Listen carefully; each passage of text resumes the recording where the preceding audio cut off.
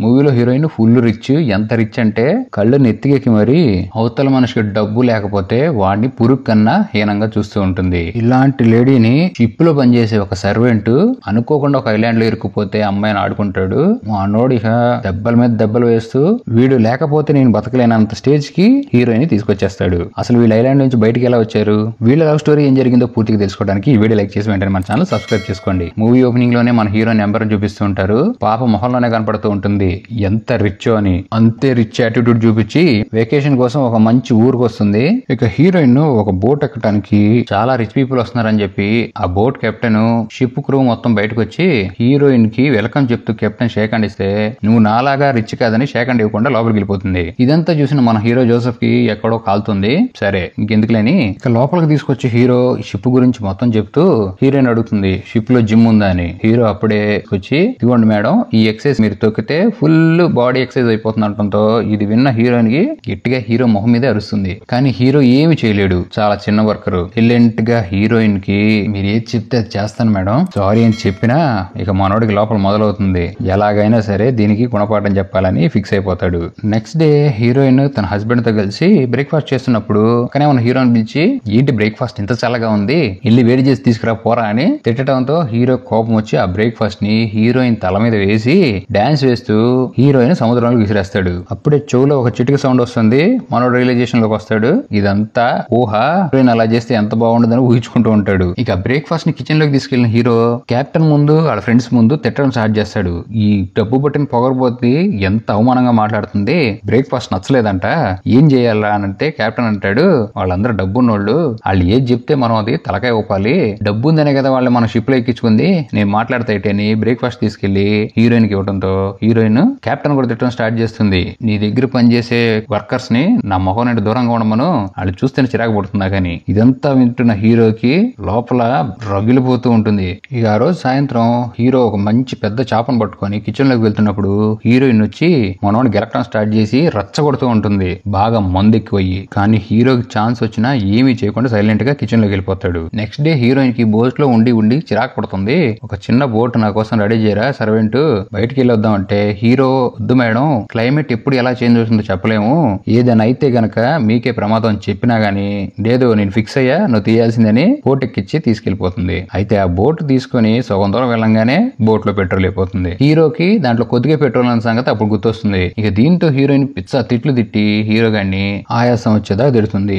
ముందే చెప్పాను ఏదైనా జరగచ్చని చెప్తే మీరు వినలేదంటాడు. ఇక అలా చేసేది ఏం లేక ఆకలితో 2 రోజులు ఆ బోట్లను గడుపుతారు. ఇక సహనం కోల్పోయిన హీరోయిన్ 2 రోజులు అయిపోయింది, మన దగ్గరికి ఏ షిప్ రాదు అని గట్టి గట్టిగా కేకలేసి హెల్ప్ హెల్ప్ అన్నా ఎవ్వరు పట్టించుకోరు సముద్రం మధ్యలో. ఇక తనకు అప్పుడే ఒక ఫ్లేర్ గన్ కనపడుతుంది. దీన్ని తీసుకొని ఫైర్ చేయగానే చుట్టుపక్కల ఉన్న షిప్స్ మన కోసం వస్తాయని దాన్ని ఫైర్ చేయడం స్టార్ట్ చేస్తే హీరో మీకు అది కాల్చడం చేత కాదు, అది బాగా పాడైపోయింది, మీకే డేంజర్ అవుతుందని చెప్పి దాన్ని చేతిలోంచి లాక్కోవడం ట్రై చేస్తే అది కాస్త ఫైర్ అయ్యి ఆ బోట్ కి తగిలి దాంట్లో ఉన్న ఎయిర్ పొక్కబడి మొత్తం పోతూ ఒక పక్క ఎయిర్ అనేది మిగులుతుంది. అలా వీళ్ళు కొద్దిసేపు ఆ ఎయిర్ బ్యాగ్ మీదే ట్రావెల్ చేస్తే ఒక ఐలాండ్ కనపడుతుంది దూరాన.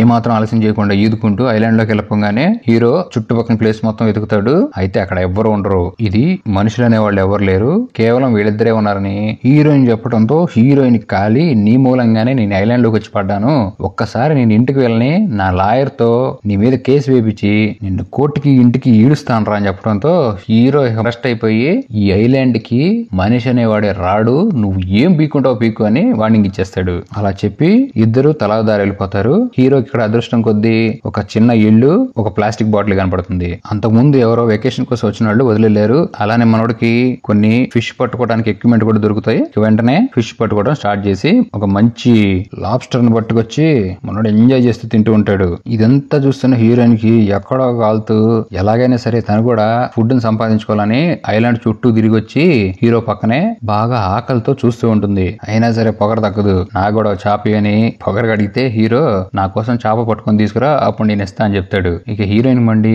నువ్వు గనక చాపిస్తే నీకు ఎన్ని డబ్బులు కావాలంటే నేను డబ్బులు ఇస్తాను అంటంతో నేనేమి మీ నాన్న దగ్గర నౌకర్నేం కాదు, నువ్వు చెప్పిన పని చేయడానికి, నువ్వు నాకు సేవలు నేను చెప్పిన పని చేస్తే అప్పుడు ఆలోచిస్తా అంటాడు. అంతే అంట ఆలస్యం బట్టలు ఇచ్చి ఈ బట్టలు ఉతుకు నువ్వు పో అంటంతో హీరోయిన్ ఇక వేరే ఛాన్స్ ఏమి లేక చచ్చినట్టు బట్టలు ఉతుకుతుంది. హీరో దానికి బదులుగా ఓ చేపను తీసుకొచ్చి ఇస్తాడు తినమని. హీరో ఇక్కడ రాజాలా బతుకుతున్నాడు, చేపలు పట్టుకురావటం రావటం, హీరోయిన్ కి ఇవ్వటం, సన్బాత్ ఎంజాయ్ చేయటం, హీరోయిన్ వంట వండటం, హీరో బట్టలు ఉతకటం. ఇదంతా నువ్వు నన్ను షిప్ లో అవమానించావు కదా, దానికోసమే చేస్తున్నాను, అనుభవించు అని చెప్పి హీరోయిన్ అనడంతో చాలా రోజులు అవుతున్నా సరే హీరోయిన్ ని వెతకడానికి ఎవరు రాలేదు. అయితే ఇక్కడ హీరో గారు హీరోయిన్ అందాలని పైనుంచి కింద దాకా చూస్తే ఎంజాయ్ చేస్తుంటాడు. ఇక మనోడికి ఊపు వచ్చి కమాన్ గుసగుస అని పారిపోతున్న హీరోయిన్ ని కింద పడేసి వేడెక్కింది అన్న టైంకి నేనేమి చేయను, నువ్వే నా దగ్గరికి వచ్చి నన్ను గపగపలాడిచ్చు అనే దాకా నీ కళ్ళ ముందు ఇలానే ఉంటానని చెప్తాడు. ఈ ఇంజిన్ స్టార్ట్ చేసి వెళ్ళిపోవడంతో హీరోయిన్ లోపల వేడితో రగిలిపోతూ నైట్ అంతా నిద్రపట్టగా నెక్స్ట్ డే హీరో దగ్గరికి వచ్చి నన్ను క్షమించు,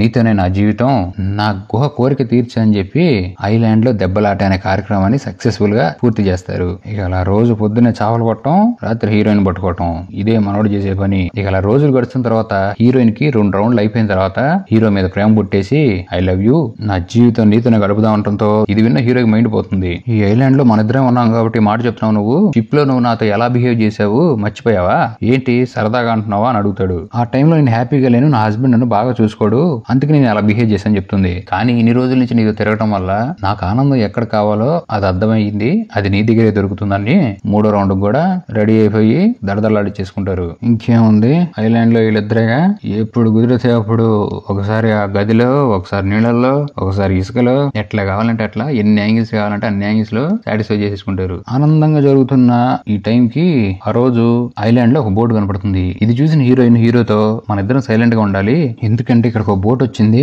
ఇద్దరు ఇక్కడి నుంచి వెళ్ళిపోవాల్సి వస్తుందంటే హీరోకి ఏం అర్థం కాదు. ఎందుకు నువ్వు ఇలా మాట్లాడని అడిగితే హీరోయిన్ అంటుంది, నేను నీతో చాలా హ్యాపీగా ఉన్నాను, నేను మళ్ళీ ఆ జీవితంలోకి వెళ్ళాలనుకోవట్లేదు అని హీరోకి చెప్పడంతో హీరో, నేను నీతో చాలా హ్యాపీగా ఉన్నాను, కానీ ఐలాండ్ లో మనం ఎక్కువ రోజులు జీవించలేము, ఒక్కసారి మనం ఇంటికి వెళ్ళిన తర్వాత ఇద్దరం కలిసి పారిపోదాం అని చెప్పి హీరోయిన్ నచ్చచెప్పి ఆ బోట్ హెల్ప్ తీసుకుని బోట్ లోకి ఎక్కుతారు. ఇంకా అక్కడి నుంచి సిటీలోకి వచ్చిన వీళ్ళిద్దరిని హీరోయిన్ తన హస్బెండ్ పట్టేసుకుని నువ్వు లేనిదే నేను ఉండలేనని, తన భార్యకి ఏం కాకుండా చూసుకున్నందుకు చాలా థ్యాంక్స్ చెప్పడంతో హీరో ఒక్క ముక్క కూడా మాట్లాడకుండా సైలెంట్ గా నవ్వుకొని వెళ్ళిపోతాడు. హీరోయిన్ తీసుకుని తన హస్బెండ్ హోటల్ కి వస్తాడు, కానీ హీరోయిన్ మాత్రం ప్రతి క్షణం హీరోని గుర్తొస్తూ ఉంటాడు. ఇక హీరో కూడా అదే పరిస్థితి. ఇక్కడ హీరోయిన్ కోసం ఒక రింగ్ కొని హీరోయిన్ ఉన్న హోటల్ రిసెప్షన్ కి ఫోన్ చేస్తాడు. ఇక హీరోయిన్ చెప్తుంది, నేను నీతో పాటు రావడానికి రెడీ, నువ్వు ఒక లెటర్ ఇవ్వు నాకు, రిసెప్షన్ లో ఏ ప్లేస్ కి రావాలో అది చాలు, నేను వచ్చేస్తా అని చెప్తుంది. హీరో కూడా ఒక లెటర్ రాసి ఆ రిసెప్షన్ లో ఇచ్చేస్తాడు. లెటర్ లో రింగు, అలానే రేపు పొద్దున 10ంటికి నీ కోసం క్రూజ్ షిప్ లో వెయిట్ చేస్తున్నాను అని రాసి ఇచ్చేసి అక్కడికి రా, మనం పారిపోదాం అని చెప్పి వెళ్ళిపోతాడు. నెక్స్ట్ డే హీరోయిన్ ఆ రిసెప్షన్ లెటర్ గురించి అడుగుతున్న టైంలో తన హస్బెండ్ వస్తాడు. ఇప్పుడే హీరో ఇచ్చిన లెటర్ ని వీడు చూసేసి ఆ లెటర్ చదివేస్తాడు. ఈ ప్లాన్ వేసేసుకుంటాడు. లెటర్ చదవటం ఆలస్యం, ఏ మాత్రం లేట్ చేయకుండా హీరోయిన్ హెలికాప్టర్ కి ఎక్కించేసి ఫ్లైట్ దగ్గరకు వచ్చిన సర్వీస్ బాయ్ కి టిప్ తో పాటు లెటర్ కూడా ఇచ్చేస్తాడు. ఈ లెటరే హీరోయిన్ కి ఇవ్వమని ఇచ్చాడు, కానీ హీరోయిన్ కి ఆ సంగతి తెలియదు పాపం. అయితే వీడేసిన మాస్టర్ ప్లాన్ ఏంటంటే ఆ లెటర్ లో నీ మీద నాకు ఎటువంటి లవ్ లేదు, ఐలాండ్ లో ఏదైతే జరిగిందో అదంతా టైం పాస్ కోసం చేశానని చెప్పి రాసి పంపించేస్తాడు. హెలికాప్టర్ స్టార్ట్ అవుతుంది, హీరోయిన్ కి ఏడటం స్టార్ట్ చేస్తుంది, హీరో తన్ని మోసం చేసేసాడని. ఇక తన హస్బెండ్ తో కలిసి హెలికాప్టర్ లో తన ఊరు వెళ్ళిపోతుంది. ఇదంతా చదివిన హీరో ఆ హెలికాప్టర్ దగ్గర పరిగెత్తుకుంటూ వచ్చిన టైంలో హెలికాప్టర్ ఎగిరిపోతూ ఉంటే తన చేతిలో ఉన్న రింగ్ ని హెలికాప్టర్ మీద విసిరేసి హీరోయిన్ తన్ని మోసం చేసిందని ఫిక్స్ అయిపోతాడు. అలా ఒకళ్ళు తెలియకుండా ఒకళ్ళు ఇద్దరు వాళ్ళు మోసం చేసుకున్నారని నీళ్ళలో పడిపోయిన డైమండ్ రింగ్ చూపిస్తూ మూవీ ఎండ్ అయిపోతుంది.